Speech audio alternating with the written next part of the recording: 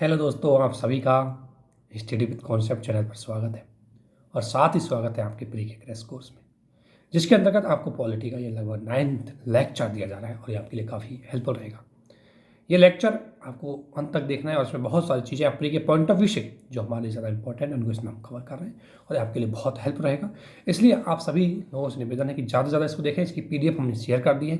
हालांकि हमारी महा सीरीज में हमने डिटेल से पॉलिटी पढ़ाई है, लेकिन ये थोड़ा प्री के कॉन्सेप्ट से हमने इसको अलग कर दिया था। आपकी बहुत ज़्यादा हेल्प करेगा। बट आपसे एक ही रिक्वेस्ट है कि इसको अंत तक ज़रूर देखें, ज़्यादा से ज़्यादा इसका यूज करें। अगर किसी प्रकार का कोई भी डाउट अगर आपको है तो आप ज़रूर पूछें। आप सभी से हमारे साथ बने रहने के लिए बहुत बहुत धन्यवाद और इस वीडियो को अंत तक देखें, ज़्यादा लोगों के बीच में इसको शेयर करें।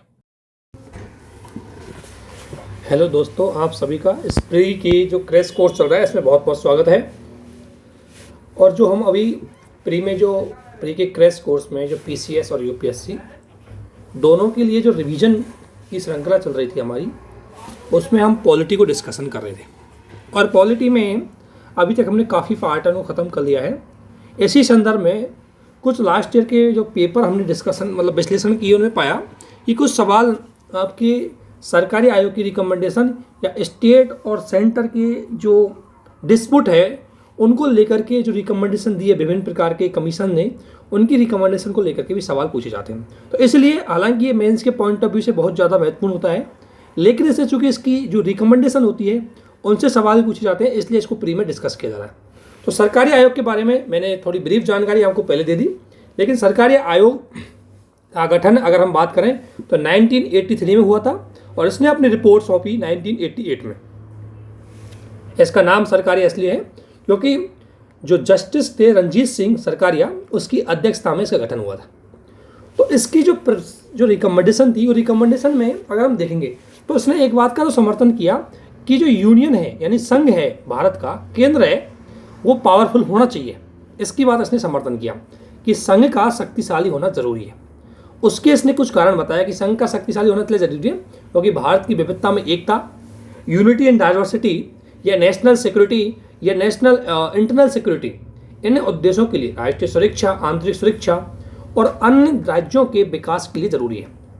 क्योंकि कुछ राज्य ऐसे हैं, जैसे सिक्किम हुआ, नॉर्थ ईस्ट के राज्य, अगर हम उनको अकेला ही स्वायत्त छोड़ देते और केंद्र उनका पूरी तरह से सहयोग नहीं करता तो कभी अपना विकास नहीं कर पाते।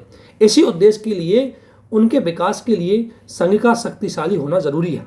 हालांकि संघीय शासन व्यवस्था कहती है कि संघ और उसकी यूनिट यानी कि स्टेट दोनों इक्वल एंड ऑटोनोमस होंगे, ठीक है ना, यानी कि स्वायत्त और समकक्ष होंगे। तो इसकी पहली रिकमेंडेशन ये थी कि शक्तिशाली संघ किस तरीके से बनाए, दूसरा राज्यों की जो ऑटोनोमस है उसको किस तरीके से स्वायत्तता बनाया जाए, और तीसरा कोऑपरेटिव फेडरलिज्म वाली जो बात है, सहकारी संघवाद की जो बात है, उसका भी इसने कुछ सजेशन दिए। तो आपको अभी प्री के पॉइंट ऑफ व्यू से अगर देखें तो सिर्फ सजेशन या जो रिकमेंडेशन आई थी उनको ही ध्यान में रखना है। मेंस के पॉइंट ऑफ व्यू की बात अलग हो जाती है, उसमें बहुत विश्लेषण करना पड़ता है इनके एक एक पॉइंट का, तो वो अलग बात है। अभी हम सिर्फ इसकी रिकमेंडेशन देखेंगे, उसके आधार पर देखते हैं। तो इसने एक तो बोला जो केंद्रीय नियोजित योजनाएं होती है, आपको पता है सेंटर स्पॉन्सर स्कीम जिन्हें बोलते हैं CSS, केंद्रीय नियोजित जो है, दो तरह की योजना होती है, एक तो केंद्रीय प्रायोजित योजना, एक तो होती है सेंट्रल स्कीम और एक होती है सेंट्रल स्पॉन्सर स्कीम। तो देखो, सेंट्रल स्कीम तो वो स्कीम होती है जिनको इम्प्लीमेंट करना और जिनको चालू करना सारी रेस्पॉन्सिबिलिटी सेंट्रल गवर्नमेंट की होती है, सारा फंड सेंट्रल गवर्नमेंट देती है, ठीक है ना। और सेंटर जो स्पॉन्सर स्कीम होती है वो स्कीम ऐसी होती है, देखो CS यानी कि केंद्रीकृत नियोजन की बात करेंगे हम, इसमें 100% फंडिंग करती है कौन, सेंट्रल गवर्नमेंट, ठीक है। और CSS यानी कि सेंट्रल स्पॉन्सर्ड स्कीम यानी केंद्रीय प्रायोजित योजना, इनमें क्या होता है कि केंद्र और स्टेट दोनों मिल करके फंडिंग करते हैं, ध्यान रखना ये अंतर है। तो इसने बोला कि जो सेंट्रल स्कीम्स है उनको बनाए रखना जरूरी है, क्योंकि कई बार राज्य इस बात का आरोप लगाते हैं कि ये राज्यों की शक्तियों को सीमित करती है। तो इसने बोला कि केंद्रीय नियोजित योजनाओं को बनाए रखना जरूरी है। फिर अखिल भारतीय सेवाओं को लेकर के जो राज्यों को डिस्प्यूट है उसको लेकर भी इसने अपनी रिकमेंडेशन दी, और इसने बोला कि अखिल भारतीय सेवाएं यानी कि ऑल इंडिया सर्विस है वो भी जरूरी है, क्योंकि राज्यों की जो सेवा है, आप देखते होंगे स्टेट PCS की जितनी भी एग्जाम हो रही है, किसी राज्य में एग्जाम कंडक्ट नहीं हो रही, यूपी में तो टाइम टू टाइम चलती है, लेकिन अगर बात करेंगे राजस्थान की, MP की या अदर स्टेटों की, वहाँ पर रेगुलर सिविल सर्वेंट की भर्ती नहीं हो रही, तो शासन कैसे चलाएंगे। इसलिए जो सेंटर के द्वारा यूपीएससी के द्वारा जो सिविल सर्वेंट भेजे जाते हैं वो बहुत ही ज़्यादा प्रशिक्षित करके भेजे जाते हैं, इसलिए इसकी योग्यता बहुत ज़रूरी है, ये सेवाएं उनके लिए बहुत ज़रूरी है, ये इसने बोला। इसके अलावा बोला कि ये बात सही है कि राज्यपाल का इलेक्शन ना होने की बजाय उसका अपॉइंटमेंट होना चाहिए, किसके द्वारा, प्रेसिडेंट के बाद। इसका समर्थन किया इसने बिल्कुल सही बात बताया कि जो गवर्नर है उसका सिर्फ और सिर्फ अपॉइंटमेंट होना चाहिए, और वो भी अपॉइंटमेंट किसके द्वारा होना चाहिए, प्रेसिडेंट के द्वारा, by the recommendation of the minister of council and prime minister. यानी कि मिनिस्टर ऑफ काउंसिल और प्राइम मिनिस्टर की रिकमेंडेशन के बाद प्रेसिडेंट के द्वारा राज्यपाल का अपॉइंटमेंट होना चाहिए, ये भी इसने सिफारिश की, और जो होता भी है यार। दूसरा, इसने बोला कि इमरजेंसी प्रोविजन सही है। हालांकि कई स्टेट बोलते हैं कि इमरजेंसी प्रोविजन सही नहीं है, ये कहीं ना कहीं फेडरल सिस्टम के विरोध में है, लेकिन सरकारी आयोग ने रिकमेंडेशन दी कि आपातकालीन प्रोविजन है वो एकदम सही है, वो इमरजेंसी सिचुएशन में सेंट्रल को फास्ट डिसीजन लेने में महत्वपूर्ण भूमिका निभाते हैं, तो इसलिए इनको सही बताया। दूसरी बात अगर आप ध्यान देंगे तो इसने बोला, आपको पता है कि सीआर जो केंद्रीय जो आर्मी फोर्स मिल जाती है, सीआरसीएफ वाले होते हैं, अभी इनको लेकर के बंगाल में डिस्प्यूट हुआ कि बंगाल सरकार इनको मना कर रही थी कि भाई ये राज्य की जो पुलिस है और उसकी शक्ति को सीमित कर देते हैं, तो इसको लेकर के भी स्टेट और राज्यों में बहुत बड़ा डिस्प्यूट होता है। इसी संदर्भ में रिकमेंडेशन दी थी इसने, जो सरकारी आयोग है उसने बोला कि केंद्रीय जो सीआरपीएफ जो केंद्रीय जो बल होते हैं, सीआरपीएफ ये अदर आर्म फोर्स होती है, उनको स्टेटों में क्या करता है, डिप्लॉय कर सकते हैं, ताकि वहाँ की इंटरनल सिक्योरिटी को देखा जा सकता है और डायरेक्ट डिप्लॉय किया जा सकता है, उसके बाद में स्टेट की सहमति ली जा सकती है। तो ये तो हमने संघ को शक्तिशाली वाले प्रोविजन है उसकी इसने रिकमेंडेशन दी थी। अब एक बात इसने ये रिकमेंडेशन दी कि भाई संघ का शक्तिशाली होना भी जरूरी है, लेकिन चूंकि हमने फेडरल सिस्टम को अपनाया है, और फेडरल सिस्टम की अगर हम बात करें तो आपको पता है इसमें स्टेट है ये इक्वल एवं एक ऑटोनोमस है। क्या है? इक्वल एवं ऑटोनोमस, यानी स्वायत्त एवं समकक्ष। और जब स्वायत्त एवं समकक्ष है तो कई बार संघ द्वारा इनका मिसयूज किया जाता है, इनको दबाने का प्रयास किया जाता है, इसलिए इनकी स्वायत्तता भी बनाए रखना जरूरी है। और स्वायत्तता के लिए सरकार या आयोग ने कई रिकमेंडेशन दिए, और इन्हीं रिकमेंडेशन में से एक रिकमेंडेशन लास्ट ईयर यूपीपीसीएस का जो 24 अक्टूबर को जो एग्जाम लगी थी उसमें सवाल पूछा था, और उसमें यह है पहला कि अंतरराज्यीय इंटर स्टेट काउंसिल की अगर हम बात करें, इंटर स्टेट काउंसिल के गठन का जो रिकमेंडेशन दी थी, हालांकि ये संविधान में प्रोविजन था आर्टिकल 263 के अंतर्गत, आर्टिकल 263 के अंतर्गत ये प्रोविजन था कि राष्ट्रपति को लगे तो वह केंद्र और राज्यों में डिस्प्यूट सेटलमेंट करने के लिए एक इंटर स्टेट काउंसिल का गठन कर सकता है। ये आर्टिकल 263 में इसका प्रोविजन किया गया है, लेकिन ये 1989 तक अभी तक इंटर स्टेट काउंसिल का गठन नहीं किया गया। जब सरकारी आयोग ने अपनी रिकमेंडेशन दी और बोला कि चूंकि संघीय शासन प्रणाली में केंद्र राज्यों के बीच में सहयोग को बढ़ाने और डिस्प्यूटों को सेटलमेंट करने के लिए इंटर स्टेट काउंसिल का गठन किया जाना चाहिए, तो इसकी रिकमेंडेशन के बाद, किसकी, सरकारी आयोग की रिकमेंडेशन के बाद 89 में फिर सेंटर स्टेट जो काउंसिल है उसका गठन किया गया था, ये ध्यान रखना। तो ये एक इसने रिकमेंडेशन दी, ये रिकमेंडेशन क्वेश्चन पूछा भी गया। इसके अलावा इसने एक रिकमेंडेशन ये दी कि जो गवर्नर है, जिसको हम देख रहे थे, गवर्नर में हमने पढ़ा भी था, गवर्नर है वो लोकल पॉलिटिक्स का नहीं होना चाहिए, ये भी इसकी एक सिफारिश थी। दूसरी बात इसने बोला कि गवर्नर को बिना किसी रीजन के 5 वर्ष पूर्व नहीं हटाना चाहिए, और यदि कोई रीजन है तो लिखित रूप में उस रीजन को पार्लियामेंट के समक्ष प्रस्तुत किया जाए। इससे क्या होगा कि सरकार अपनी मन मर्जी से पक्षपातपूर्ण भेदभाव ना करके किसी भी स्थिति में गवर्नर को नहीं हटाएगी। इससे गवर्नर संवैधानिक प्रमुख के रूप में स्टेट में अपनी भूमिका निभाएगा। ऐसा नहीं जैसे अभी आप देख रहे होंगे बंगाल में गवर्नर और वहाँ की गवर्नमेंट के साथ बहुत ज़्यादा डिस्प्यूट हो रहे हैं। अब कहीं ना कहीं ऐसा लगता है कई डिस्प्यूटों से कि कहीं ना कहीं वो गवर्नर संघ जो सरकार की जो केंद्र सरकार की जो विचारधारा है उसको ज़्यादा आगे बढ़ाने पर बल दे रहा है, और इसी वजह से उसके जो वहाँ टीएमसी पार्टी है उसके साथ डिस्प्यूट खड़े हो रहे हैं। ये ऐसा गवर्नर को नहीं करना चाहिए। गवर्नर को संवैधानिक पद के रूप में काम करना चाहिए, किसी पार्टी के लिए काम नहीं करना चाहिए। तो इसने बोला कि गवर्नर है। अब ऐसा क्यों करता है गवर्नर? क्योंकि गवर्नर को हटाने की शक्ति है वो राष्ट्रपति के पास है, और राष्ट्रपति के भी किसके लिए? Pleasure of president. अब प्लेजर ऑफ प्रेसिडेंट एक ऐसा प्रोविजन है जिसमें विदाउट रीजन आप हटा सकते हो। तो इसी का इसने विरोध किया। बोला विदाउट रीजन कैसे हटा दोगे? विदाउट रीजन नहीं हटाओगे, बल्कि अगर कोई रीजन होगा तो उसको रिटर्न में आपको पार्लियामेंट में पेश करना पड़ेगा कि हाँ हमने इस गवर्नर को इसलिए हटाया। ये राज्यों की स्वायत्तता बढ़ाने के लिए प्रोविजन थे। इनका विश्लेषण होता है बहुत बड़ी मात्रा में, जो कि मेंस का पॉइंट ऑफ व्यू इसलिए नहीं। इसने बोला कि अंतिम जो आर्टिकल 356 है उसको लास्ट अल्टरनेट में ही यूज किया जाना चाहिए। ऐसा नहीं कोई छोटा सा डिस्प्यूट हुआ है और आप 356 को यूज कर लें। इससे क्या होता है, 356 जैसे ही इम्प्लीमेंट होता है, प्रेसिडेंशियल जो इमरजेंसी वहाँ लगती है, इससे क्या होता है कि उस राज्य में विधानसभा भंग हो जाती है। जैसे ही आपने कई बार देखा होगा, अभी तो इसके इंसिडेंट कम होते हैं क्योंकि सुप्रीम कोर्ट इसमें इंटरफेयर करने लग गया। अगर आप देखोगे तो 2000 से पूर्व यानी 1989 से पहले ये 356 का इतना मिसयूज हुआ कि जैसे ही कोई स्टेट में विपक्ष की सरकार है और सेंटर में अदर सरकार है, तो विपक्ष की सरकार को गिराने के लिए क्या करेंगे, कोई छोटे से मुद्दे पर 356 लगा देंगे। और जैसे 356 लगेगा, अनुच्छेद 356 लगेगा, उतने में ही क्या हो जाएगा कि वहाँ का सारा एडमिनिस्ट्रेशन है वो सेंट्रल गवर्नमेंट के हाथ में आ जाएगा और फिर सेंट्रल गवर्नमेंट की पार्टी वहाँ शासन चलाएगी। तो ऐसे हथकंडे मिसयूज किए जा रहे थे, इसलिए सुप्रीम कोर्ट ने भी अपने एसआर मुंबई बाद में और यहाँ सरकारी आयोग ने भी अपनी रिकमेंडेशन दी कि 356 का विकल्प अंतिम रूप में ही किया जाए। इसके अलावा इसने बोला कि राज्यों को अधिक से अधिक फाइनेंशियल पावर दी जाए। और अनुच्छेद जो 200 है, अब आपको बताया था मैंने अनुच्छेद 200 का संबंध कैसे, अनुच्छेद जो 200 है इसके अंतर्गत, या आर्टिकल 200 के अंतर्गत राज्यपाल के पास एक डिस्क्रिशन पावर होती है, एक विवेकाधिकार शक्ति होती है कि राष्ट्रपति के पास कोई विधेयक को प्रस्तुत कर सकता है। तो अब क्या होता है इसमें, तो जो आर्टिकल 200 के अंतर्गत जो राज्यपाल को गवर्नर को विवेकाधिकार शक्ति दी गई है, इसका होता क्या था, इसका मिसयूज होता था। अब मैं एक एग्जांपल से आपको थोड़ा सा ब्रीफनेस में समझा देता हूँ।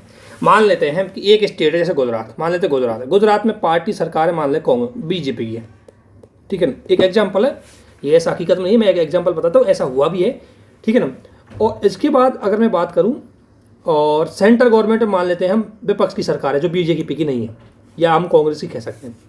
अब हुआ क्या कि कोई ऐसा गुजरात की विधानसभा कोई ऐसा बिल ले आती है जो बिल कहीं ना कहीं कांग्रेस की लोकप्रियता को कम कर देगा या हो सके बीजेपी की लोकप्रियता को ज़्यादा बढ़ा देगा। तो ऐसा कोई बिल आएगा तो राज्यपाल उसमें क्या करेगा, राज्यपाल तो सेंटर का आदमी है, राज्यपाल का अपॉइंटमेंट कौन करता है, सेंट्रल गवर्नमेंट। तो राज्यपाल क्या करेगा, गवर्नर क्या करेगा कि इस बिल को राष्ट्रपति के पास भेज देगा या अपने पास रख लेगा। और जैसे राष्ट्रपति के पास भेजेगा तो आपको पता है राष्ट्रपति काम किससे करता है, recommendation of minister of council, और मिनिस्टर ऑफ काउंसिल किसकी रहेगी, कांग्रेस की। तो ये उस बिल को परमिशन ही नहीं देगी, उस बिल को अपने पास ही लटकाए रखेगी ताकि ये बिल इंप्लीमेंट ना हो। इस तरीके से इसका मिसयूज किया गया है।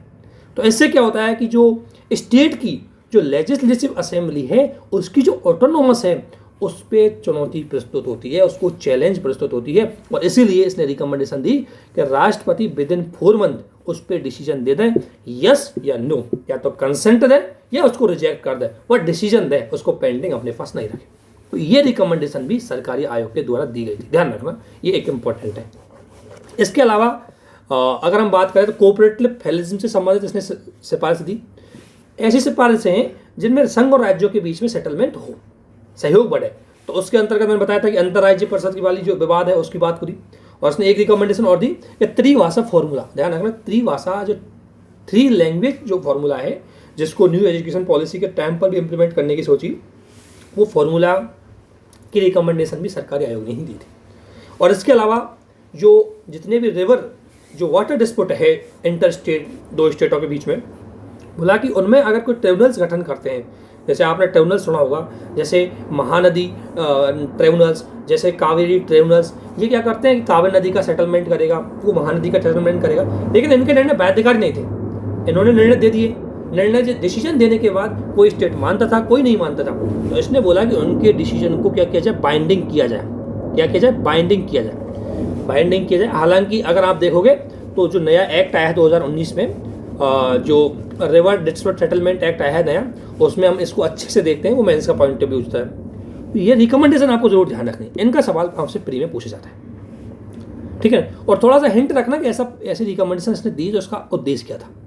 इसके बाद 2006 के समथिंग 2006 में पुंछी आयोग है वो भी बैठा, जिसकी अध्यक्षता करी थी पूर्व chief justice of India Madan Mohan Punchhi के द्वारा। और इसने अपनी जो रिपोर्ट है उसमें 7 प्रकार की रिकमेंडेशन दी। पहली तो ये बोली कि एक लोकल इमरजेंसी लगाई जाए। देखो अगर लोकल इमरजेंसी में क्या अंतर है, स्थानीय आपातकाल, देखो मान लें किसी स्टेट में, मान लें कोई स्टेट है यूपी। अब यूपी का एक स्टेट मान लेते हैं हम, पूर्वांचल में गोरखपुर हो गया और इधर हो गया गाजियाबाद। अब मान लें गाजियाबाद में कोई दिक्कत हो गई, गाजियाबाद में लॉ एंड ऑर्डर डिस्टर्ब हो गया, तो राष्ट्रपति शासन पूरे यूपी में क्यों लगाना चाहिए भाई? अब गाजियाबाद का खामियाजा पूरे यूपी को क्यों भुगतना चाहिए? तो इसलिए बोला कि जो इसने रिकमेंडेशन दी कि पूरे स्टेट में इमरजेंसी लगाने के स्थान पर कुछ डिस्ट्रिक्टों में ही इमरजेंसी लगाई जानी चाहिए, जहां पर कहीं ना कहीं लॉ एंड ऑर्डर डिस्ट्रॉय हुआ है या जहां पर कहीं ना कहीं संविधान के कुछ प्रोविजन है उनको डिस्ट्रॉय किया गया था। तो पूरे स्टेट में क्यों लगा है? तो लोकल इमरजेंसी की बात बोली गई। तो ये जो पुंछी आयोग 2007 में था, सॉरी, है ना। तो ये कह रहा हूं मैं कि इसलिए लोकल इमरजेंसी मतलब समझ गए कि भाई जब कोई स्टेट का कोई क्षेत्र ही अगर इफेक्ट है तो पूरे स्टेट में इमरजेंसी क्यों लगाई जाए? तो इसलिए इसने बोला कि लोकल इमरजेंसी लगाई जाए राष्ट्रपति शासन की, ताकि इससे वहाँ की विधानसभा बनी रहे और राज्य की शक्ति सीमित ना हो। दूसरा इसने बोला कि सीएम का अपॉइंटमेंट, देखो अगर कोई सीएम है, अगर उसको लोकसभा विधानसभा में पूर्ण बहुमत है, फुल मेजोरिटी है, तब तो कोई दिक्कत है नहीं, तब तो उसको सीएम अपॉइंटमेंट करना गवर्नर का बाइंडिंग हो जाएगा, गवर्नर उसको बाध्य कर जाए। गवर्नर पावर का मिसयूज करता है कब? जब किसी दल को फुल मेजोरिटी ना मिले, तो वो क्या करेगा, अपनी पक्ष वाली सरकार के व्यक्ति को पहले बुला लेगा। अगर आपने देखा होगा तो महाराष्ट्र का उदाहरण देखो, फडणवीस को बुला लिया, फडणवीस को शपथ भी दिला दी और उसके बाद क्या हुआ, उसकी मेजोरिटी पाती नहीं, उसको मेजोरिटी नहीं मिली, इसके बाद उसको त्यागपत्र देना पड़ा। तो ये एक तरह से क्या है, जब भाई आपको पता है कि उसके पास जब मेजोरिटी ही नहीं है तो उसको क्यों आप सीएम के लिए अपॉइंट कर रहे हो? तो ये पक्षपात है, वो नहीं होना चाहिए। इसने बोला कि सीएम की नियुक्ति के लिए हमें दो चीज़ों का ध्यान रखना चाहिए। एक गठबंधन, देखो अलायंस बनता है, एक तो इलेक्शन से पहले, अलायंस बनता है, एक इलेक्शन के बाद जो चुनाव मतलब किसी दल को क्या होता है, इसको थोड़ा सा समझ लेना है, तो मेंस का पॉइंट ऑफ व्यू में अब यहाँ डिस्कशन हो रहा है तो इसको बता देता हूँ। इसमें क्या मामला क्या है, देखो मामला क्या है, अलायंस की बात हो रही है। देखो अलायंस दो प्रकार के अलायंस है, एक तो इलेक्शन से पूर्व और एक इलेक्शन के बाद। अब इलेक्शन से पूर्व जो अलायंस बनते हैं पार्टियों के, वो नॉर्मली आइडियोलॉजी उनको सेम होती है, आइडियोलॉजी उनकी सेम होगी, ठीक है ना। जैसे यूपीए में गवर्नमेंट में जितने भी अलायंस है, ये एनडीए में अभी जितने अलायंस है, ये इनकी आइडियोलॉजी सेम है। लेकिन इलेक्शन के बाद जो अलायंस बनता है वो किसके लिए बनता है? सीट डिस्ट्रीब्यूशन के लिए, वो राजनीतिक उद्देश्यों की प्राप्ति के लिए बनता है। अब मैं एग्जांपल दे दूं, अगर महाराष्ट्र इलेक्शन का मैं एक एग्जांपल दूं, महाराष्ट्र इलेक्शन हुआ था, तो महाराष्ट्र इलेक्शन में इलेक्शन पूर्व जो अलायंस था उसमें शिवसेना बीजेपी के साथ थी। तो ये आइडियोलॉजी आपको पता है, शिवसेना की आइडियोलॉजी और बीजेपी की आइडियोलॉजी सेम है। तो आइडियोलॉजी के बेस पे यदि आप अलायंस बनते हो तो अच्छी बात है, ठीक है। लेकिन जब आप पॉलिटिकल हित के लिए जब अलायंस जोड़ते हो तो वो गलत बात है। तो वो इलेक्शन के बाद जो अलायंस जुड़ा, जैसे इलेक्शन के बाद क्या हुआ, शिवसेना चली गई किसमें? कांग्रेस में। तो ये जो अलायंस बना शिवसेना वाला, ये अलायंस है, ये अलायंस कहीं ना कहीं पॉलिटिकल इंटरेस्ट के लिए या अपने पद प्राप्ति के लिए बना था। तो इसलिए पुंछी आयोग ने बोला कि पहले अगर मान लें कोई अलायंस, अगर किसी को पूर्ण बहुमत नहीं मिला, तो सबसे पहले गवर्नर की यह जिम्मेदारी है कि सबसे पहले जो इलेक्शन से पूर्व जो अलायंस बना हुआ है उसको बुलाया जाए कि भाई अब आप बनाओ, क्योंकि वो विचारधारा में सेम है, वहाँ पॉलिटिकल इंटरेस्ट ज़्यादा नहीं है। दूसरी बात, अगर उसको पूर्ण बहुमत नहीं है तब जाकर के आप इलेक्शन के बाद बने हुए अलायंस को बुला सकते हैं। तो इस तरह से करेंगे, कहीं ना कहीं इसमें राज्यों की स्वायत्ता बनी रहेगी। इसने बोला कि राज्यपाल की जो नियुक्ति है, हालांकि मैंने बता भी दिया आपको, गवर्नर पढ़ा है उसमें, इसने एक समिति, इसने बोला कि राज्यपाल की जो नियुक्ति है उसके लिए कमेटी गठित की जानी चाहिए और कमेटी जब रिकमेंडेशन देगी उसके आधार पर प्रेसिडेंट उसका चयन करेगा और कमेटी में ये सदस्य होने चाहिए, ठीक है ना। ये इसने एक बात बोली। और इसने भी ये बात बोली, जैसे कि सरकारी आयोग ने बोली, कि जो राज्यपाल है वो लोकल पॉलिटिक्स से उसका कोई रिलेशन नहीं होना चाहिए। दूसरी बात जो मैं बात कर रहा हूँ, प्लेजर ऑफ प्रेसिडेंट, ये प्रसाद पर्यंत का जो थ्योरी है उसको इसने बोला हटा दो, ये बेकार है। इससे क्या होता है कि राज्यपाल की जो पावर है वो सीमित हो जाती है और राज्यपाल चाहकर भी निष्पक्ष होकर काम नहीं कर पाता। इसलिए बोला इसने कि राज्यपाल को उसी प्रकार से हटाओ जिस प्रकार से प्रेसिडेंट को हटाया जाता है। जिस प्रकार प्रोसीजर ऑफ इम्पीचमेंट प्रेसिडेंट पे लाई जाती है, ठीक उसी प्रकार प्रोसीजर ऑफ इम्पीचमेंट है वो गवर्नर पर लाई जानी चाहिए। ये इसकी रिकमेंडेशन थी, ध्यान रखना। इसके अलावा राष्ट्रपति के पास जो आरक्षित विधेयक है, तो सरकारी आयोग ने दी, बोला 4 महीने में डिसीजन दे देना, इसने बोला 6 माह में डिसीजन दे देना, ठीक है। और राज्यों की स्वायत्ता के लिए इसने कई बात बोली। राज्यों की स्वायत्ता बोली कि एक तो जितनी भी, आपको पता है, एक बात ध्यान है कि जितनी भी यूनिवर्सिटी होती है उनका चांसलर गवर्नर होता है, जिस स्टेट की यूनिवर्सिटी है उन सारी यूनिवर्सिटियों का चांसलर गवर्नर होता है और वाइस चांसलर गवर्नर द्वारा अपॉइंटमेंट किया जाता है। तो होता क्या है, ये अब भाई यूनिवर्सिटी बहुत महत्वपूर्ण भूमिका है निभाती है किसी स्टेट में, तो बोला कि चांसलर है वो गवर्नर नहीं होना चाहिए, इसने एक रिकमेंडेशन दी। दूसरी बात, कंकरेंट लिस्ट पर यह कहा था कि संवर्धित सूची पर यह नहीं कि हर प्रकार के विषय पर अगर कंकरेंट लिस्ट में कोई विषय शामिल है और उस विषय में अगर डिस्प्यूट खड़ा होता है तो हमेशा तुम केवल और केवल यूनियन के विषयों को महत्व दो, ऐसा नहीं होना चाहिए। इसने बोला आपको कि यूनियन अगर संसद है वो केवल और केवल कंकरेंट जो लिस्ट है उसमें जो नेशनल इंटरेस्ट वाले विषय हैं, जो राष्ट्रीय हित वाले विषय हैं, उन्हीं पर केवल और केवल पार्लियामेंट को कानून बनाना चाहिए। अदरवाइज अन्य कंकरेंट लिस्ट के विषयों पर किसको कानून बनाना चाहिए, स्टेट लेजिस्लेटिव को। ये इसकी एक रिकमेंडेशन थी। इसके अलावा इसने बोला कि अगर इंटरनेशनल रिलेशन बनाते टाइम अगर कोई संधि करते हैं तो उससे पहले आपको स्टेट की परमिशन ले लेनी चाहिए। फॉर एग्जांपल अभी हम अगर बात करें तो तिस्ता नदी जो डिस्प्यूट चल रहा है स्टेट ऑफ मतलब बांग्लादेश और इंडिया के बीच में, तो इसमें अगर सेटलमेंट करना है तो इसमें बंगाल की भूमिका महत्वपूर्ण हो जाती है। तो बोला कि ऐसी स्थिति में बंगाल के जो सीएम है उसकी भी रिकमेंडेशन ली जानी चाहिए, ठीक है ना। तो ये हो गया। इसके अलावा राष्ट्रीय एकता इनकी बात की, इसमें कोई महत्वपूर्ण थी नहीं। और ये जो रिकमेंडेशन इन्होंने दी थी ये आपको थोड़ा थोड़ा इनकी बारीकियों से एक बार निकलना है। क्यों निकलना है, क्योंकि ये प्री में कई बार इनकी रिकमेंडेशन पूछ ली जाती है, फिर आपको दिक्कत आती है उसका आंसर देने में, ठीक है ना। इसके अलावा एक दो बार कई बार ये पूछा गया है कि जो इंटर स्टेट काउंसिल है उसका कई बार क्या स्ट्रक्चर है, उसमें कौन कौन से लोग शामिल होते हैं और क्या उसके कार्य, उनसे संबंधित सवाल पूछ लिया जाता है। तो थोड़ा सा ये ध्यान रखना है। तो देखो आर्टिकल 263 में इसका प्रोविजन किया गया है और सरकारी आयोग के गठन के बाद ये इसका गठन किया गया था। तो आर्टिकल 263 इसमें कौन गठन करता है, राष्ट्रपति प्रेसिडेंट करता है, किसके लिए, पब्लिक इंटरेस्ट के लिए। पब्लिक इंटरेस्ट के लिए प्रेसिडेंट के द्वारा इंटर स्टेट काउंसिल का गठन किया जाएगा। ये भाषा इंडियन कॉन्स्टिट्यूशन के आर्टिकल 263 की है, ठीक है ना। अब ये क्यों की गई थी ये तो मेंस के पॉइंट ऑफ व्यू से अलग बात है, इसको तो छोड़ो। अब आते हैं इसकी संरचना पर कि इसकी संरचना क्या है। ध्यान रखना इसकी अध्यक्षता कौन करता है, प्रधानमंत्री इसकी अध्यक्षता करता है। एक तो आपको ध्यान रखना। देखो एक चीज और बता देता हूं थोड़ा सा।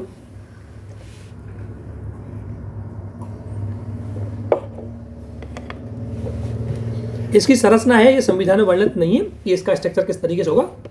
इसको एक कार्यपालिका आदेश यानी कि एग्जीक्यूटिव ऑर्डर निकाला एक है ना, और उसके आदेश के आधार पर ये दिखाया गया कि हाँ इसका स्ट्रक्चर किस आधार पे। तो ये भी ध्यान रखना, ये संविधान में इसका स्ट्रक्चर की व्यवस्था नहीं की गई है। संविधान में सिर्फ एक लाइन लिखी हुई है जो मैंने ऊपर बताई थी। तो इसकी संरचना क्या है, इसकी अध्यक्षता करता है पीएम। इसके अलावा इसमें सभी राज्यों के सीएम शामिल होते हैं, ठीक है ना। यूटीज यूनियन टेरिटरी है या संघ शासित प्रदेश है, उनके जो भी प्रशासक है वो भी इसमें शामिल होते हैं। और दिल्ली एवं पुडुचेरी के राज्यपाल भी शामिल होते हैं। ये एक अलग बात है। सभी राज्यों के सीएम हैं वो इसमें शामिल होते हैं, यूटीज के प्रशासक इसमें शामिल होते हैं और दिल्ली पुडुचेरी की तरफ से उनके राज्यपाल यहाँ में जाते हैं। तो ये सवाल पूछा जाता है कि कौन इसकी अध्यक्षता कराए और क्या इसका स्ट्रक्चर है। ये सवाल ज़्यादा पूछे जाते हैं प्री के सवाल से। अब इसके कार्य हैं वो तो ज़्यादा नहीं पूछे जाते। कार्यों में अगर देखें तो ये केंद्र और राज्यों के बीच में अगर कोई विवाद है उसको सोल्यूशन करती है, उनमें सहयोग भी करते हैं। कुछ ऐसे विषय जिनमें दोनों को सहयोग जरूरत है, मान लें कल के जाके आयुष्मान भारत योजना इंप्लीमेंट करनी है तो उसके लिए स्टेट अगर कई स्टेट इंप्लीमेंट नहीं कर रही तो संघ सरकार उनसे बोले कि भाई इस योजना को इंप्लीमेंट करो अपने अपने स्टेटों में। तो ऐसे मामले इस स्टेट के अंतर्गत आते हैं, ठीक है ना। तो इसका स्ट्रक्चर ज़्यादा इंपॉर्टेंट है। और एक आपको ध्यान रखना है इसका ये आर्टिकल, ये दो चीज़ ज़्यादा इंपॉर्टेंट है इसमें प्री के पॉइंट ऑफ व्यू से। इसके अलावा आपको पता है ये संवैधानिक है। कौन, इंटर स्टेट काउंसिल, इसका प्रोविजन किया गया था संविधान में और कहाँ पर, आर्टिकल 263 के अंतर्गत। अब आती है जोनल काउंसिल यानी कि क्षेत्रीय परिषद। अगर हम क्षेत्रीय परिषद की बात करें तो देखो क्षेत्रीय परिषद का जो प्रोविजन है ये क्या है, इसका प्रोविजन संविधान में नहीं था। इसका प्रोविजन कब किया गया था, जब आपको पता है कि जब स्टेट रीऑर्गेनाइजेशन कमीशन एक्ट यानी कि राज्य पुनर्गठन आयोग एक्ट 1956 आया। स्टेट रीऑर्गेनाइजेशन कमीशन एक्ट 1956 आया था, उसके अंतर्गत ही जोनल काउंसिल के ऑर्गेनाइजेशन या इसके स्ट्रक्चर के या इसके गठन की प्रोविजन किया गया था। तो क्या ये क्या है, वैधानिक निकाय। कैसा है, वैधानिक या स्टेचुटरी बॉडी है ये स्टेचुटरी।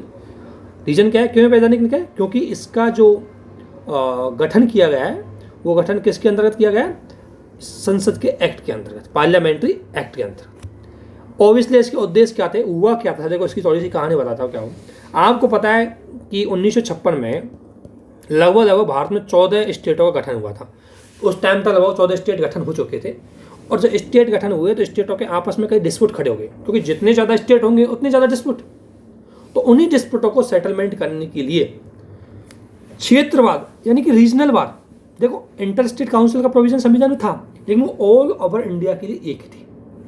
इसमें क्या है कि कुछ ऐसे इशू होते हैं जो रीजनल वार, जो क्षेत्रीय होते हैं, जैसे नॉर्थ ईस्ट का अलग इशू होता है, साउथ लोगों का अपना इशू अलग होता है, और पश्चिम वेस्टर्न का अलग इशू है, सेंट्रल का अलग इशू है, नॉर्थ का अलग इशू है। तो अलग अलग इश्यूज होते हैं, अलग अलग डिस्प्यूट के इशू होते हैं, उनको सेटलमेंट करने के लिए जोनल काउंसिल का गठन किया गया था।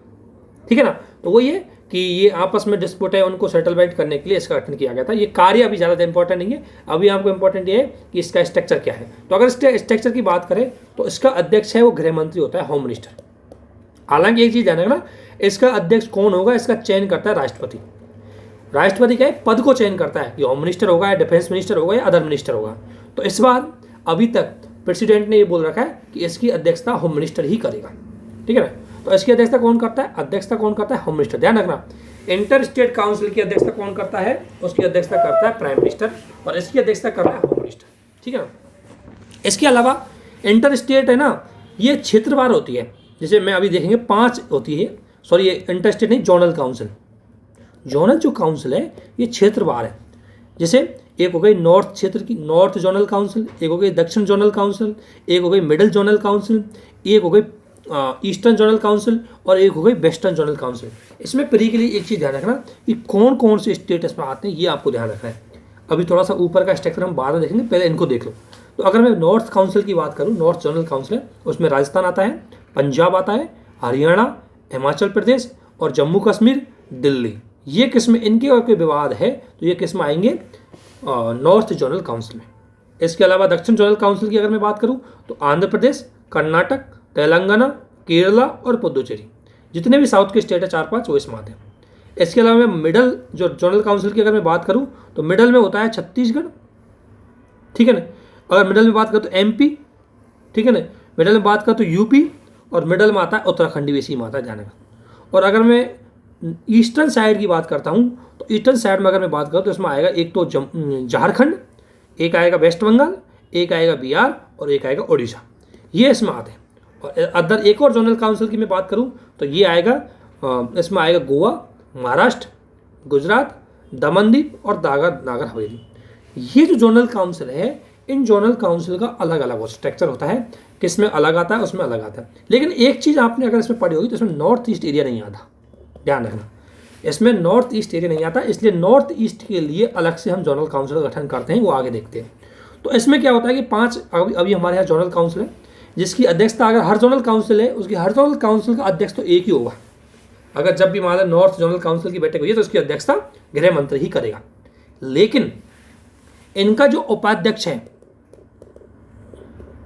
इसका जो उपाध्यक्ष है वो इन्हीं जोनल काउंसिल में से, जैसे मान लें नॉर्थ ईस्ट की ये नॉर्थ जोनल काउंसिल है, तो इसी में से जो सीएम होगा वो सीएम बनेगा। जैसे राजस्थान का बन गया राज्य, राजस्थान का सीएम बन जाएगा इस बार इसका उपाध्यक्ष। लेकिन ये रोटेशन होता है, इस बार अगर राजस्थान का बना है तो हो सके अगली बार पंजाब का बन जाएगा, उसके बाद अगली बार हरियाणा का बन जाएगा, उसके अगली बार ऐसे बनेगा। तो इस आधार पर रोटेशनल जो इनके सीएम होते हैं वही इसके क्या होते हैं, वाइस प्रेसिडेंट होते हैं। ध्यान रखना, जो इनका प्रेसिडेंट होता है वो तो होम मिनिस्टर ही होगा, जो इनका चेयरपर्सन होता है वो तो होम मिनिस्टर ही होगा। लेकिन इनका जो वाइस चेयरपर्सन होता है वो सीएम होता है। लेकिन सीएम कौन सा, इन जोनल काउंसिल में आने वाले स्टेट का ही रोटेशनल आधार पर सीएम इसका क्या करता है, अध्यक्षता करता है। ये आपको ध्यान रखना थोड़ा सा। दूसरी बात, इसमें मुख्य इसके अंतर्गत एक स्थायी समिति भी होती है ना। और इसमें शामिल कौन होते हैं, जो जोनल काउंसिल के सारे सीएम है वो इसमें शामिल होते हैं। ठीक है ना। उपाध्यक्ष तो मैंने बता दिया कि सीएम करते हैं रोटेशनल आधार पर, और सारे सीएम इसमें शामिल होते हैं। और इसमें 2 अन्य मंत्री, यानी कि 2 मंत्री और, किसी स्टेट के 2 मंत्री और आते हैं। एक तो सीएम आता ही आता है, इसके अलावा 2 मंत्री और आते हैं। अब वो मंत्री कौन आएंगे उस स्टेट का गवर्नर डिसाइड करेगा कि किसको भेजना है।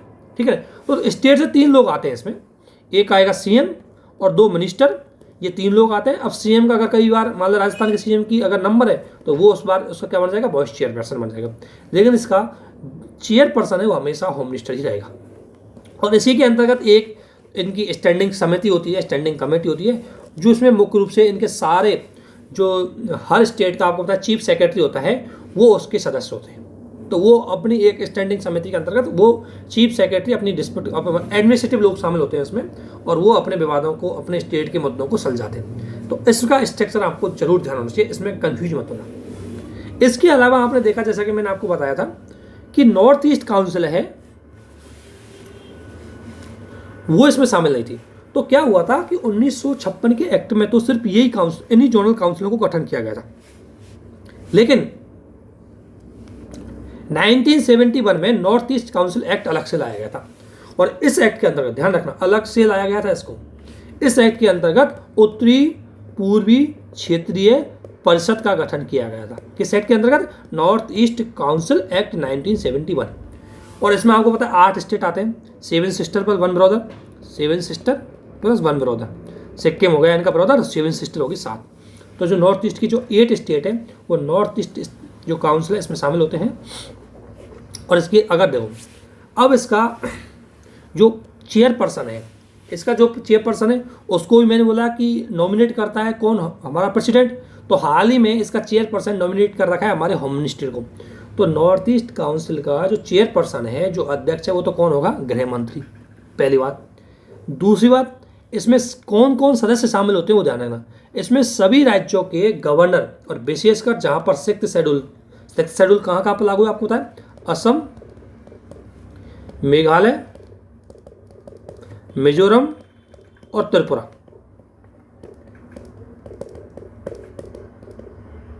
AMTM, इनमें क्या है कि सिक्स्थ शेड्यूल का स्पेशल प्रोविजन आपको पता है। तो इनमें आपको पता है सिक्स्थ शेड्यूल के अंतर्गत गवर्नर को ज़्यादा पावर दी गई है, इसलिए इनके गवर्नर, हालांकि सभी स्टेट में गवर्नर आते हैं लेकिन इनके गवर्नर जरूर से जरूर इसमें भाग लेंगे, उनको ज़्यादा उसमें उनकी भूमिका वो होती है क्योंकि वो इनकी तरफ से भाग लेते हैं। तो कौन कौन होते हैं इसमें? इसमें सभी राज्यों के गवर्नर, विशेषकर हो गए सभी राज्यों के CM, ठीक है ना। इसके अलावा 3 हमारे प्रेसिडेंट के द्वारा कोई व्यक्ति नियुक्त किए जाते हैं, वो इसमें भाग लेते हैं। और इसमें एक अध्यक्ष और एक उपाध्यक्ष। अध्यक्ष कौन होता है? अध्यक्ष चेयरपर्सन होता है। कौन होता है? हमारा होम मिनिस्टर इसका अध्यक्ष होते हैं। लेकिन इसका उपाध्यक्ष कौन होता है? अब थोड़ा इसमें भी अंतर हो जाता है। इसमें जो क्षेत्रीय काउंसिल है, अदर क्षेत्रीय काउंसिल अभी हमने देखा था, जितनी भी अदर जोनल काउंसिल थी, उन जोनल काउंसिल में अगर हम बॉयज चेयरपर्सन को देखें तो बॉयज चेयरपर्सन कौन होता था? उनका CM होता था, जो रोटेशनल आधार पर बनता था। लेकिन इसमें ध्यान रखना CM नहीं बल्कि हमारी मिनिस्टर ऑफ काउंसिल का एक सदस्य होता है जिसे बोलते हैं नॉर्थ ईस्ट डेवलपमेंट मिनिस्ट्री। आपको पता है केंद्र की जो मंत्रिपरिषद है उसमें एक पद है, एक मंत्री होता है पूर्वोत्तर क्षेत्र विकास मंत्री। ध्यान रखना, तो ये पूर्वोत्तर क्षेत्र विकास मंत्री है, यही इसकी उपाध्यक्षता करता है। ये अंतर जरूर ध्यान रखना। यानी कि नॉर्थ ईस्ट काउंसिल की अध्यक्षता उनके CM नहीं करते, उनकी उपाध्यक्षता कौन करता है?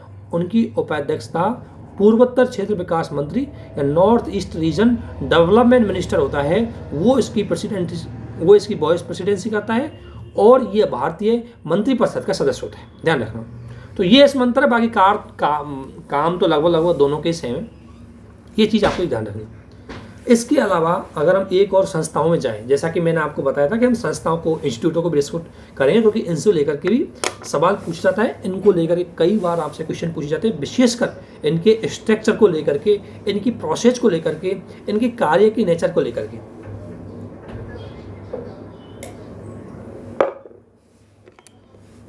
तो अब हम बात करते हैं फाइनेंशियल कमीशन की।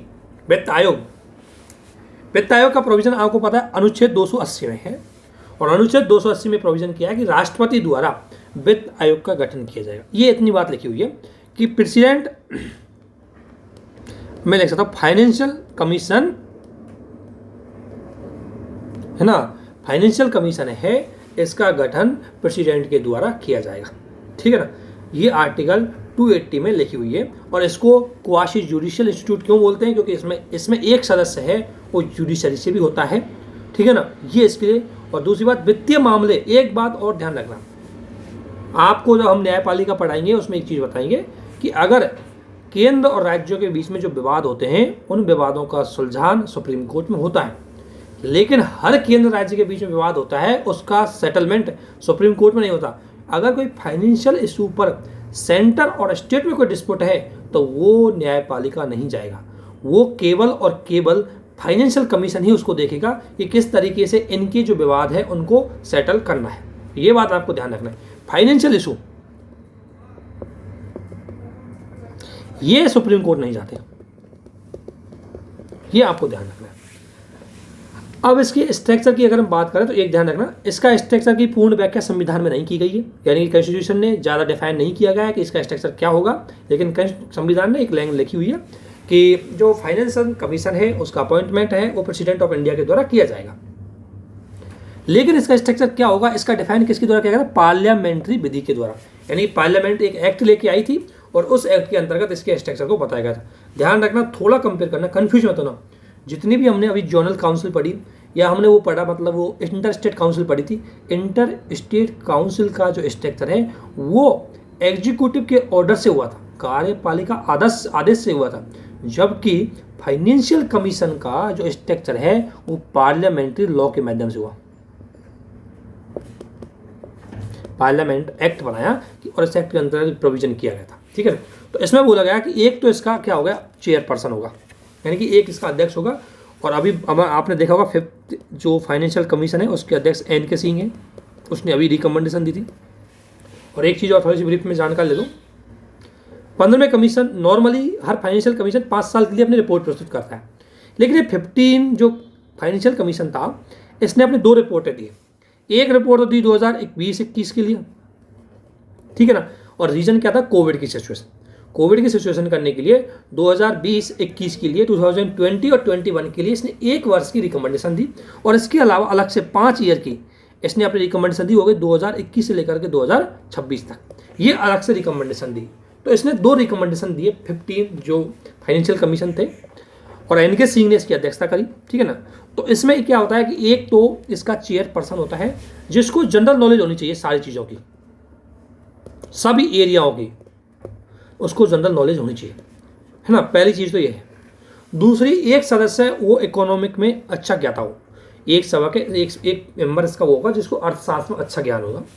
दूसरा, इसका एक सदस्य है उसको वो कम से कम वो कहाँ से होगा? जुडिशरी से।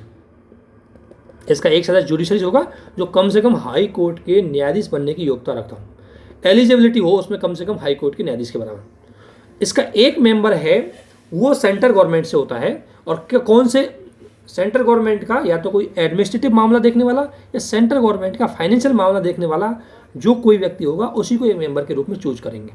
और इसका एक मेंबर है वो सेंट्रल गवर्नमेंट की अकाउंटिंग की जानकारी रखने वाला व्यक्ति होगा। ये जो 1+4 इसका जो स्ट्रक्चर है, ये इसका स्ट्रक्चर है।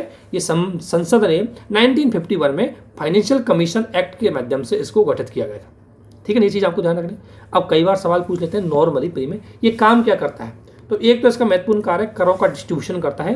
करों का ये डिस्ट्रीब्यूशन 2 तरीके से करता है, एक तो संघ सरकार वर्सेस राज्य सरकार के बीच में, और एक राज्य और राज्य के बीच में कि भाई यूपी को कितना देना है, MP को कितना देना है, नॉर्थ ईस्ट को कितना देना है। तो 2 तरीके से ये कर का डिस्ट्रीब्यूशन करता है। इसके अलावा ये जो विभिन्न प्रकार की जो अदर फाइनेंशियल जो सर्विसेज हैं जो स्टेट गवर्नमेंट को प्रोवाइड करती है सेंट्रल गवर्नमेंट, उनका भी बात करता है। और इसके अलावा राष्ट्रपति को रिकमेंडेशन देता है, जिन्हें हम बोलते हैं टर्म ऑफ रेफरेंस। ये राष्ट्रपति को विभिन्न प्रकार की रिकमेंडेशन देता है और कहता है कि किस तरीके से यूनियन यानी संघ की जो फाइनेंशियल जो पावर, संघ की जो फाइनेंशियल जो खजाना है हम कह सकते हैं, वो फाइनेंशियल जो इशू है उसको किस तरीके से मजबूत किया जा सके, फाइनेंशियल इंटरेस्ट को कैसे डेवलप किया जा सके, इसको लेकर के ये सिफारिश देता है। इसके अलावा एक सिफारिश उसकी और ऐड हुई थी, ये ऐड हुई थी 73वां और 74वां संविधान संशोधन में। इसमें बोला गया कि राज्य की जो कॉन्सोलिडेटेड फंड है, यानी कि राज्य की जो संचित निधि है, उसकी सलाह उसको मजबूत करने के लिए सलाह देता है स्टेट का फाइनेंशियल कमीशन। लेकिन उसको लेकर के भी कि राज्य कितना कम से कम स्टेटों को, कितना कम से कम लोकल गवर्नमेंटों को फंडिंग करेगा, इसको बोलता है सेंटर कमीशन। जो सेंटर फाइनेंशियल कमीशन है ये बोलता है कि देखो अब राज्यों के बीच में कोई करों का डिस्ट्रीब्यूट करना है या राज्य और लोकल गवर्नमेंट के बीच में करों को अगर डिस्ट्रीब्यूट करना है तो वो जिम्मेदारी है स्टेट फाइनेंशियल कमीशन की। लेकिन अगर मैं बात करूं आपसे, लेकिन यदि हम देखें तो आफ्टर 73 और 74 जो कॉन्स्टिट्यूशन अमेंडमेंट थे, इन अमेंडमेंटों के बाद इसका एक काम बढ़ गया। और काम क्या था उसको थोड़ा सुन लेना। काम यह था कि पंचायत और जो नगर पालिकाएँ हैं, पंचायत और नगर पालिका की कोई फाइनेंशियल जो मामला है उसको देखेंगे कौन, स्टेट। इसने बोला कि ये स्टेटों को रिकमेंडेशन कर देगा भाई इतना तो कम से कम अपनी लोकल गवर्नमेंट को दो, ये बोलेगा। बाकी उनका डिस्ट्रीब्यूशन कैसे करना है ये काम करता है कौन, इनका स्टेट फाइनेंशियल कमीशन। तो एक काम ये बढ़ा था थोड़ा सा। तो ये जो प्रोविजन है ये बहुत इंपॉर्टेंट प्रोविजन थे, ये आपको ध्यान रखना है।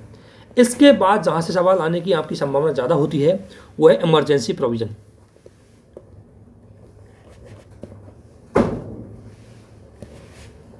अब हम आपातकालीन प्रोविजन को देखते हैं। और आपातकालीन प्रोविजन में देखो, एक तो सबसे बड़ी बात है कि भारतीय संविधान के भाग 18 में इसकी व्याख्या की गई है। और अनुच्छेद 352 से लेकर के 360 तक, 352 से लेकर के 356 तक, और 360 तक, और थ्री टाइप ऑफ इमरजेंसी, 3 प्रकार की जो इमरजेंसी है उसका प्रोविजन किया गया है। तो देखो इसमें आपको ध्यान रखना है कि एक तो प्रोसेस क्या है और एक इफेक्ट क्या है, यहां से सवाल आते हैं, ठीक है। तो वो आपको समझनी है थोड़ी सी। तो अभी मैं अगर इसकी प्रोसेस की बात करूं तो सबसे पहली जो इमरजेंसी है वो है नेशनल इमरजेंसी, राष्ट्रीय आपातकाल, ठीक है। नेशनल इमरजेंसी है तो उसका क्या कब लगाई जा सकती है वो ध्यान रखना। तो देखो सबसे पहले है कि राष्ट्रपति पूर्ण तरह से सेटिस्फाइड हो जाए, कौन, प्रेसिडेंट। ध्यान रखना कौन, प्रेसिडेंट। और प्रेसिडेंट सेटिस्फाइड किससे होता है, मिनिस्टर ऑफ काउंसिल की, उससे। तो राष्ट्रपति सेटिस्फाइड हो जाए कि या तो युद्ध की स्थिति बनने वाली है, यानी कि बाहर की स्थिति बनने वाली है, या कोई बाह्य एक्सटर्नल किसी देशों में अटैक की स्थिति चल रही है, बाह्य आक्रमण, या कोई सशस्त्र विद्रोह। सशस्त्र विद्रोह का मतलब है कि भारत में कोई गृह युद्ध की स्थिति छिड़ गई है और उसमें कहीं ना कहीं हथियारों का यूज किया, वेपन्स का यूज किया जाता है, यानी कि हम कह सकते हैं वायलेंस हो रही है भारत में, सशस्त्र विद्रोह। ये 3 शब्द है, इनके आधार पर अगर उसको लगे तब जाकर के राष्ट्रपति क्या कर सकता है कि राष्ट्रीय आपातकाल लगा सकता है। 3 स्थितियों में, 3 स्थितियों में से किसी एक पर, युद्ध, वायाक्रमण और सशस्त्र विद्रोह, ठीक है ना। तो इसी आधार पर राष्ट्रपति आपातकाल की घोषणा कर सकता है। ध्यान रखना राष्ट्रपति मंत्रिपरिषद की लिखित सहमति से ही काम करेगा। ध्यान रखना कौन सी सहमति, लिखित, रिटर्न में सहमति।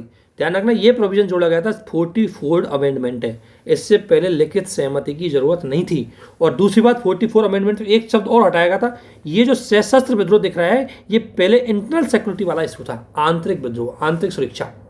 इसको हटा करके भाई आंतरिक सुरक्षा तुम किसी को भी डिफाइन कर देंगे। सशस्त्र विद्रोह का मतलब है कि हिंसाएं हो रही है, शस्त्रों का यूज किया जा रहा है। तो ये शब्द जोड़ा गया था कब, 44वें संविधान संशोधन में। तो 44वें संविधान संशोधन में कई संशोधन किए गए थे। इसमें एक तो मंत्रिपरिषद की रिटर्न में कंसेंट होनी चाहिए, ये जोड़ा गया था 44वें संविधान संशोधन में। और एक ये सशस्त्र विद्रोह शब्द है, ये भी 44वें संविधान संशोधन में जोड़ा गया था। इससे पहले यहाँ केवल आंतरिक सुरक्षा का इशू जुड़ा हुआ था, इतना बस। तो ये ध्यान रखना ये स्थिति होनी चाहिए, तब जाकर के राष्ट्रपति द्वारा क्या करा जाता है, नेशनल इमरजेंसी इंप्लीमेंट कर दी जाती। तो राष्ट्रपति तो क्या करेगा, नेशनल इमरजेंसी लागू कर देगा।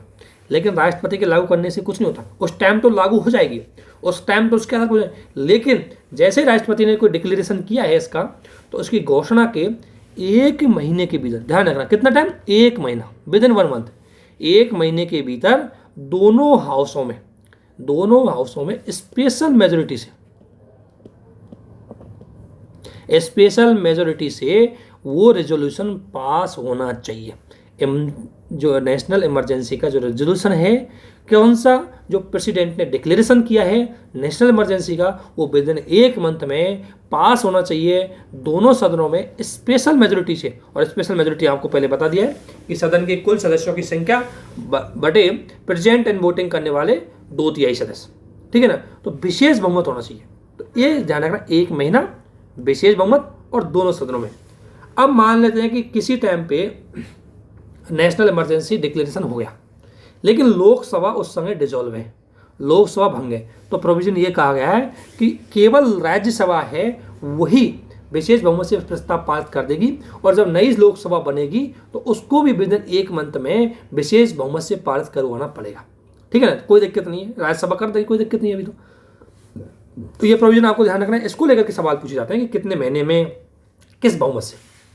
इसके अलावा ये संपूर्ण भारत में लागू होता है, ये प्रोविजन पहले था। अब क्या कर दिया 44वें संविधान संशोधन में कि इसको संपूर्ण भारत में लागू किया सकता है या भारत के किसी क्षेत्र विशेष में। भाई अगर जम्मू कश्मीर का युद्ध हुआ है हमारा, तो दक्षिण के लोगों को क्या दिक्कत, क्यों दक्षिण में इसको आपातकाल घोषित किया जाए। तो इसलिए बोला गया कि इसको पार्शियली भी लागू किया जा सकता है, इसको क्षेत्रों में भी लागू किया जा सकता है, जरूरी नहीं कि इसको ऑल इंडिया में एक साथ लागू किया जाए। ये प्रोविजन भी कब जोड़ा गया था, 44 संविधान संशोधन के द्वारा। तो 44 में एक तो ये जोड़ा गया था, एक ये जोड़ा गया था और एक ये तीसरा जोड़ा गया था संविधान संशोधन। इसके अलावा हम आगे पढ़ते हैं तो देखो संसद के अगर नियंत्रण को देखें, पार्लियामेंट का नियंत्रण क्या रहता है, तो पार्लियामेंट का नियंत्रण यह है कि अनुमोदन करने का, राष्ट्रपति अनुमोदन करेगी एक तो विशेष बहुमत से, क्योंकि जब तक अगर मान लें कि राष्ट्रपति ने अनाउंसमेंट कर दिया और सदन में पारित नहीं हुआ तो वो भंग हो जाएगा, वो लागू नहीं रहेगा उसके बाद, इसलिए सदन में पारित होना जरूरी है। तो एक तो संसद क्या करती है, सदन में पारित करवाती है। और ध्यान रखना प्रारंभ में ये 6 महीने के लिए भी लगाया जाता है, इसकी मैक्सिमम जो अवधि होती है वो 6 महीने के लिए लगाई जाती है और ये हर बार बढ़ाया जाता है। फिर हर बार इसी प्रकार से उसका अनुमोदन करना पड़ेगा, इसी प्रकार से उसमें दोनों सदनों में जाएगा, फिर पारित होगा। तो इसलिए प्रारंभ में तो ये केवल 6 मंथ के लिए लगाया जाता है और इसके बाद ये पुनः इसको दोबारा से लागू करना होता है इसकी अवधि बढ़ाने के लिए। और इसमें एक चीज और है, समाप्ति का प्रोविजन, कि कैसे हमें नेशनल इमरजेंसी को समाप्त कर सकते हैं, इसको लास्ट मतलब कैसे एंडिंग कर सकते हैं इसकी। तो एंडिंग के अगर तरीका देखें हम एंडिंग का, तो एंडिंग का एक तरीका है कि एक तो राष्ट्रपति की इच्छा होगी तो राष्ट्रपति खुद तो कर ही देगा, ठीक है ना, और ये प्रोविजन पहले भी था आज भी है। लेकिन 44 अमेंडमेंट में एक चीज़ और जोड़ी गई कि अगर मान लें राष्ट्रपति का मन हुआ, क्योंकि राष्ट्रपति काम करता है मिनिस्टर ऑफ काउंसिल की से, और मिनिस्टर ऑफ काउंसिल चाहती नहीं कि भारत में कोई चुनाव हो या भारत में ये नेशनल इमरजेंसी हट जाए, तो ऐसी स्थिति में क्या होगा भाई, जब तो सरकार इसका मिसयूज भी कर सकती है।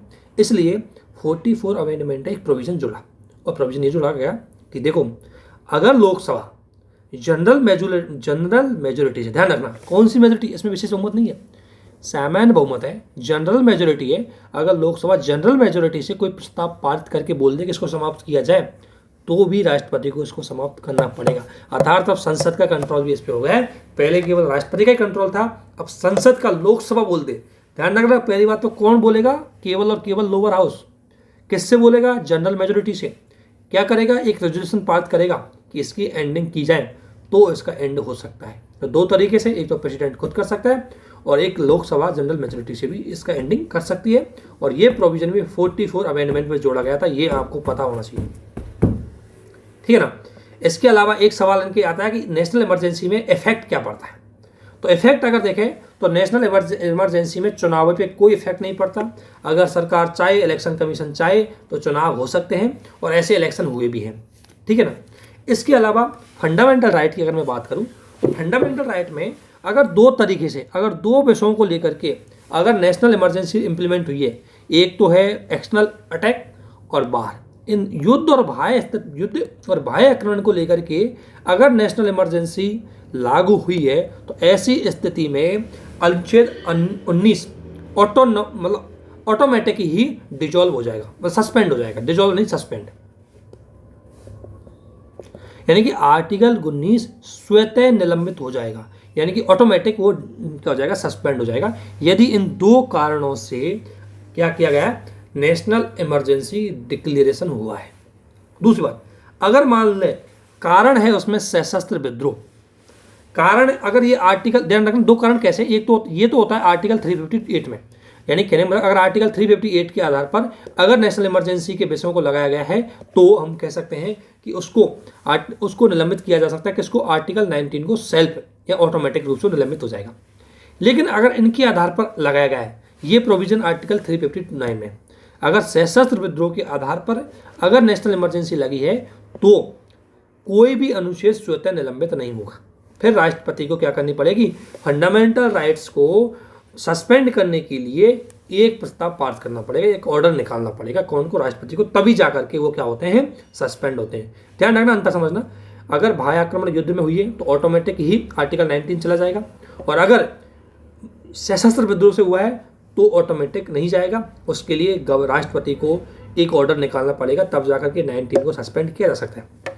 लेकिन एक ध्यान रखना, किसी भी सिचुएशन में आर्टिकल 20 और 21 को सस्पेंड नहीं किया जा सकता, किसी भी सिचुएशन में, चाहे वो नेशनल इमरजेंसी हो, चाहे वो बाह्य आक्रमण हो, किसी भी सिचुएशन में आर्टिकल 20 और 21 को राष्ट्रपति सस्पेंड नहीं कर सकता। और ये प्रोविजन भी 44 में जोड़ा गया। यानी कि जब इसका बहुत ज़्यादा मिसयूज हुआ था एक टाइम पे, तो 44 अमेंडमेंट में बहुत चीज़ें इसमें जोड़ी गई थी, वो आपको ध्यान रखने, उसको लेकर के भी सवाल पूछे जाते हैं। ठीक है ना। अब आते हैं हम, इसका संघवाद पे क्या प्रभाव पड़ेगा, हमारे फेडरल सिस्टम को किस तरीके से इफेक्ट करेगा। तो फेडरल सिस्टम के अगर इफेक्ट को देखें हम, तो सब ध्यान रखना, शक्ति विभाजन सस्पेंड हो जाता है, जो डिवीजन ऑफ पावर है सस्पेंड हो जाएगा। अब संसद चाहे तो किसी भी विषय पर कानून बना सकती है, एक चीज है। दूसरा, सीएम और विधानसभा बनी रहेंगी। देखो नेशनल इमरजेंसी में क्या होता है कि उस राज्य, हर राज्य का सीएम भी बना रहेगा, विधानसभा बनी रहेगी, और इतना ही नहीं, सीएम और उनकी जो लेजिस्लेटिव असेंबली है वो भी कानून बनाएंगे, सब कुछ चलता रहेगा। लेकिन अगर लगता है सेंटर को किसी मामले पे कानून बनाना, तो वो खुद भी कानून बना सकता है, उसका भी कोई रोक टोक नहीं है, उसको भी कोई रोक नहीं सकता। अर्थात यहाँ पर इस टाइम पर हम अगर देखें तो भारत में सेंट्रलाइज सिस्टम लागू हो जाता है, जिसमें कह सकते हैं कि संघ सरकार है या संसद है, वो राज्य सूची के विषय पर कानून बना सकती है। संघ सरकार राज्यों को डायरेक्शन दे सकती है। वित्तीय स्वायत्ता है उसको भी सीमित किया जा सकता है, जो फाइनेंशियल इनको अधिकार दे रखे हैं, करों का डिस्ट्रीब्यूशन करना, उसको भी सस्पेंड किया जा सकता है। ठीक है ना, करों के डिस्ट्रीब्यूशन को भी सस्पेंड किया जा सकता है, लेकिन इनको करना है ज़रूरी भी नहीं है। ठीक है ना। तो ये चीज़ अब ध्यान रखना, आपने पढ़ा होगा नेशनल इमरजेंसी आर्टिकल 352। अब आता है दूसरा मुद्दा, पढ़ेंगे पहले हम फाइनेंशियल इमरजेंसी।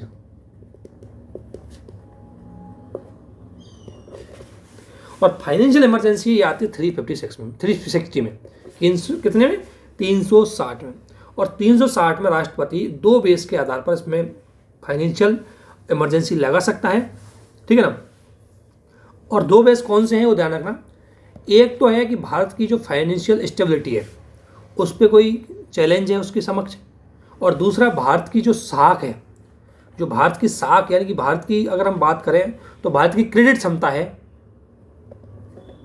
अगर भारत की क्रेडिट क्षमता कम हो जाती है तो राष्ट्रपति को लगे ऐसा, तो राष्ट्रपति वित्तीय आपातकाल की घोषणा कर सकता है। और इसकी अधिकतम अवधि कितनी होगी, इसकी कोई लिमिटेशन नहीं है, जिस दिन राष्ट्रपति एंड करना चाहेगा उसी दिन इसकी अंतिम अवधि होगी। अब इसमें क्या होता है कि राष्ट्रपति ने डिक्लेरेशन कर दिया, लेकिन ध्यान रखना 2 महीने के भीतर, ये अंतर समझना। अभी हमने जो नेशनल इमरजेंसी देखी थी उसमें कितना था, 1 महीना, इसमें कितना है, 2 महीना। ये अंतर समझना, इसको तुम वो मत करना। इसमें 2 महीने के भीतर दोनों सदनों को रिकमेंडेशन करना है, ध्यान रखना किससे, जनरल मेजोरिटी से। उसमें क्या था, स्पेशल मेजोरिटी, जनरल मेजोरिटी से निवेदन करना है। और यदि उस समय मान लें कि लोकसभा नहीं है, तो नई लोकसभा अगर आएगी, नया लोग उस समय तो क्या कर देगा, मान लो लोकसभा नहीं है तो उस समय तो राज्यसभा उसको पारित कर देगी। लेकिन जैसे ही जब चुनाव होंगे, नई लोकसभा आएगी, नई लोकसभा को फिर 1 महीने में ही उसको पारित करना पड़ेगा। ध्यान रखना, नई लोकसभा उसको 1 महीने में करेगी। लेकिन अगर जनरल स्थिति बनी हुई है तो जनरल स्थिति में दोनों सदनों को 2 महीने के भीतर जनरल मेजोरिटी से फाइनेंशियल जो इमरजेंसी है उसका डिक्लेरेशन जो राष्ट्रपति के द्वारा किया गया है, उसका अनाउंसमेंट जो राष्ट्रपति के द्वारा किया गया है, उसको पारित करना है। अदरवाइज नहीं करते हैं तो फाइनेंशियल जो डिक्लेरेशन है वो समाप्त हो जाएगा। ठीक है ना। इसका प्रभाव क्या है, अगर हम फाइनेंशियल इमरजेंसी की बात करें तो देखो, फंडामेंटल राइट पे कोई इफेक्ट नहीं पड़ता, फंडामेंटल राइट कोई इफेक्ट नहीं पड़ता, विधानसभाओं पर भी कोई इफेक्ट नहीं पड़ रहेगा। इसमें क्या होगा कि एक तो वेतन भत्ते कम किए जा सकते हैं, और ध्यान रखना इसमें बोला गया है कि सुप्रीम कोर्ट के न्यायाधीशों का भी, यानी सुप्रीम कोर्ट के जो जजेज हैं उनका भी वेतन भत्ता है, उनकी जो सैलरी है उसको भी कट किया जा सकता है। और जब आप सोच लो सुप्रीम कोर्ट का कर रहा है तो सबका हो जाएगा उसके बाद तो, क्योंकि सभी तो सुप्रीम कोर्ट से नीचे हो जाएंगे, उसके बाद तो हाई कोर्ट का भी होगा, उसके बाद तो गवर्नमेंट ऑफिसर है उनका भी होगा। तो ये काम इसमें कर दिया गया था। इसके अलावा इसमें क्या होता है कि राज्य का जो बजट है उसको राष्ट्रपति अपने पास बुला सकता है। और इतना, तीसरा, वित्तीय बंटवारा नहीं होगा, जो आपको पता है जो टैक्सेशन का डिस्ट्रीब्यूशन होता है स्टेट और सेंटर के बीच में, उसको भी सस्पेंड किया जा सकता है। ये अभी तक लागू नहीं हुआ, ध्यान रखना। अभी तक फाइनेंशियल इशू है, जो फाइनेंशियल इमरजेंसी अभी तक लागू नहीं हुई, ये आपको ध्यान रखना है बिल्कुल ही। इसके बाद आर्टिकल 1 आता है संवैधानिक तंत्र, यानी कि जो कॉन्स्टिट्यूशनल प्रोविजन है उनको अगर इग्नोर किया जा रहा है किसी स्टेट में, तब जाकर के 356 है वो लग सकता है। ठीक है ना। तो 356 है वो, इसको हम एक तौर बोलते हैं हिंदी में, एक और बात तो राष्ट्रपति शासन बोलते हैं इसको, या बोलेंगे प्रेसिडेंशियल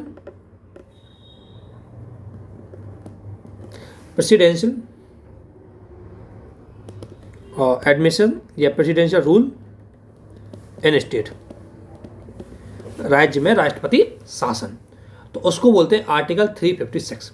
तो आर्टिकल 356 है, उसका बेस है आर्टिकल 355। 355 में बेस बनाया गया है पहले, क्योंकि 355 में एक यूनियन यानी सेंट्रल गवर्नमेंट को एक रेस्पॉन्सिबिलिटी दी गई है, सेंटर को एक रेस्पॉन्सिबिलिटी दी गई है कि राज्य की सुरक्षा, राज्य की इंटरनल जो पीस है उसको, और राज्य को बाह्य आक्रमण से बचाए रखना, और राज्य का शासन कॉन्स्टिट्यूशन के अकॉर्डिंग चलना चाहिए, इसकी जिम्मेदारी सेंटर को दी गई है। तो इसलिए जब भी सेंटर में ये प्रोविज़न लागू नहीं, जब भी किसी स्टेट में ये चीज़ें पर खतरा उत्पन्न होता है, इन चीज़ों को अगर चैलेंज मिलती है, जैसे कॉन्स्टिट्यूशनल प्रोविज़न हुए या किसी स्टेट की इंटरनल सिक्योरिटी की बात हुई, तो इन्हीं के आधार पर इनकी सुरक्षा की जिम्मेदारी चूंकि सेंट्रल गवर्नमेंट के पास है, तो इसलिए इनकी सुरक्षा करने के लिए सेंट्रल गवर्नमेंट उस स्टेट में अपना कंट्रोल ले सकती है। और वो कंट्रोल किसके अंतर्गत आता है? वो control presidential rule of state या आर्टिकल 356 के अंतर्गत आता है। तो 356 में क्या लिखा हुआ है देखो, अगर दो तरह से, अगर राज्यपाल या तो कोई रिपोर्ट ऐसी भेज दे जिससे राज्यपाल बोल दे कि इस स्टेट में जो रूल है वो अकॉर्डिंग टू कॉन्स्टिट्यूशन नहीं चल रहा, यानी कि संविधान के अकॉर्डिंग नहीं चल रहा, या राष्ट्रपति को खुद ही पता लग जाए, राष्ट्रपति अपने आप ही जान जाए कि यहाँ का जो रूल है वो कॉन्स्टिट्यूशन के अकॉर्डिंग नहीं चल रहा, तो ऐसी स्थिति में उस राज्य में प्रेसिडेंशियल शासन लगाया जा सकता है, उस राज्य में प्रेसिडेंशियल रूल लागू किया जा सकता है, उस राज्य में आर्टिकल 356 लगाया जाता है। ठीक है, और जैसे 356 लगेगा उस स्टेट का संपूर्ण शासन किसके पास आ जाएगा? प्रेसिडेंट के पास। और फिर प्रेसिडेंट की इच्छा है कि या तो उसको गवर्नर के माध्यम से चला सकता है या कोई अपना अपॉइंट कर सकता है।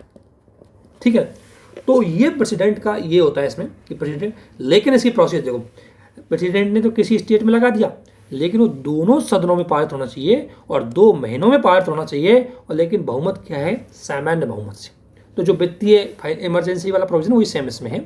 और जैसे वित्तीय इमरजेंसी में जो प्रोविजन है कि लोकसभा उस टाइम नहीं है, उस समय लोकसभा डिजोल्व है, और अगर उस समय किसी स्टेट में नेशनल इमरजेंसी घोषित की, मतलब प्रेसिडेंशियल फॉर्म अनाउंसमेंट की गई है, तो राज्यसभा से करवा लेंगे, और राज्यसभा के बाद जैसे लोकसभा आएगी तो लोकसभा से विदिन 1 मंथ में हम करवा लेंगे। नॉर्मली कितने मंथ में पास होना चाहिए? 2 मंथ में। किसमें? दोनों सदनों में। किससे? जनरल मेजोरिटी से। ठीक है ना। इसके बाद अगर हम देखें तो इसका टाइमिंग कितना है, देखो फाइनेंशियल इमरजेंसी का कोई टाइमिंग नहीं है, उसको तो कितना ही बढ़ा के रखो, कितना ही घटा के रखो, वो तो प्रेसिडेंट पे डिपेंड करेगी। और अगर बात करें नेशनल इमरजेंसी की, तो नेशनल इमरजेंसी 6 मंथ है, हर 6 मंथ के अंतर्गत पुनः उसका रिकमेंडेशन करना पड़ेगा, फिर 6 मंथ बढ़ती चली जाएगी। इसमें क्या है कि अधिकतम अवधि 3 वर्ष की होती है, अधिकतम इसको 3 वर्ष तक बढ़ाया जा सकता है, लेकिन नॉर्मली बोला है कि नॉर्मली इसका 1 साल ही इसका टेन्यूर होता है, लेकिन अगर 2 सिचुएशन है तो इसको अधिकतम 3 वर्ष की अवधि के लिए बढ़ाया जा सकता है, और उससे भी ज़्यादा बढ़ाया जा सकता है।